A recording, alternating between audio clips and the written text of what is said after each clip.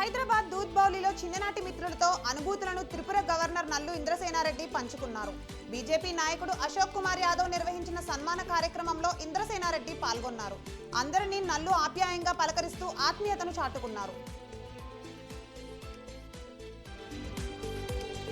సమతామూర్తి chit fund సంస్థ 100 కోట్లు వసూలు చేసి తమను ముంచేసిందని బాధితులు వాపోయారు. ఎల్బీ నగర్, మాదాపూర్, కుకట్పల్లి బ్రాంచ్లలో వందలాది బాధితులు ఉన్నారన్నారు. చిన్నజీయర్ స్వామి పేరు, ఫోటోలు వాడి నిర్వాహకులు మోసం చేయడం గమనార్హం.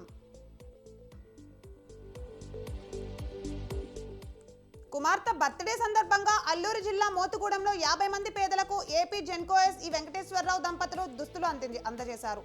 చిన్నపిల్లలకు చాక్లెట్లు, బిస్కెట్లు పంచిపెట్టారు. కుమారుడు బర్త్డేకి కూడా వారు 100 మంది పేదలకు దుస్తులు పంచిపెట్టారు.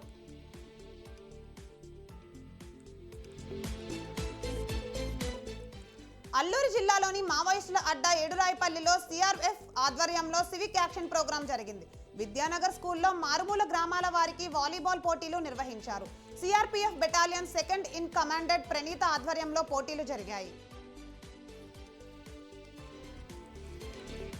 వికారాబాద్ జిల్లా పూడూరు కిసాన్ మేళాలో గందరగోళం జరిగింది. పరిగి ఎమ్మెల్యే రామ్మోహన్ రెడ్డి మాట్లాడకుండా దామగుండ పరిరక్షణ సమితి సభ్యులు అడ్డుకున్నారు.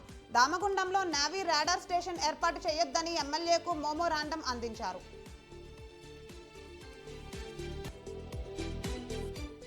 ఖమ్మం జిల్లా Kallur police station Facebook account ను సైబర్ నేరగాళ్లు హ్యాక్ చేశారు. Kallur police station Facebook account లో అశ్లీల ఫోటోలు, వీడియోలు అప్లోడ్ చేస్తున్నారు. దీనిని గుర్తించిన అధికారులు సైబర్ క్రైమ్ విభాగానికి సమాచారం ఇచ్చారు. ఖమ్మం జిల్లా పాలేరులో మిషన్ భగీరథ పంప్ హౌస్ ను పంచాయతీరాజ్ శాఖ ప్రిన్సిపల్ సెక్రటరీ సందీప్ కుమార్ సుల్తానియా పరిశీలించారు. పాలేరు జలాశయం 6 గంటలో నాగార్జున సాగర్ నుంచి అధికారులు నీరు విడుదల చేశారు. విజయనగరం బాలాజీ జంక్షన్ లో యాదవ సంఘం భారీ ర్యాలీ నిర్వహించింది. అన్ని రాజకీయ పార్టీలు తమ ఓట్లను వాడుకుంటున్నాయని యాదవ సంఘం నేతలు ఆరోపించారు.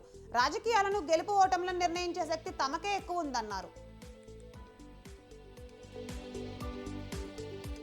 Telangana public service commission chairman అయిన తర్వాత తన ప్రతిష్టను దిగజార్చేలా సోషల్ మీడియాలో తప్పుడు ఆరోపణలు చేస్తున్నారని రిటైర్డ్ డీజీపీ మహేందర్ రెడ్డి అన్నారు.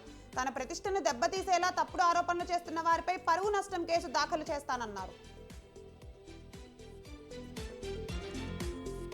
జగన్ను మళ్లీ సీఎంను చేయాలని ఎన్టీఆర్ జిల్లా విజయవాడ పశ్చిమ వైసీపీ ఇన్ఛార్జ్ షేక్ ఆసిఫ్ అన్నారు.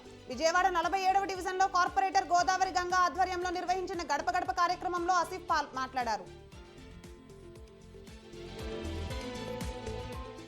వికారాబాద్ జిల్లా సొండేపూర్ గిరిజన తాండాలో పట్టపగలే ఓ ఇంట్లో చోరీ జరిగింది.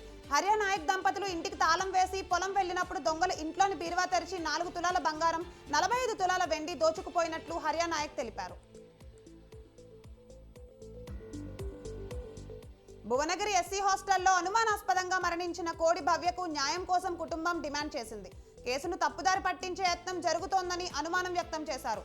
సమగ్ర విచారణ చేసి దోషులను శిక్షించాలని కోరారు.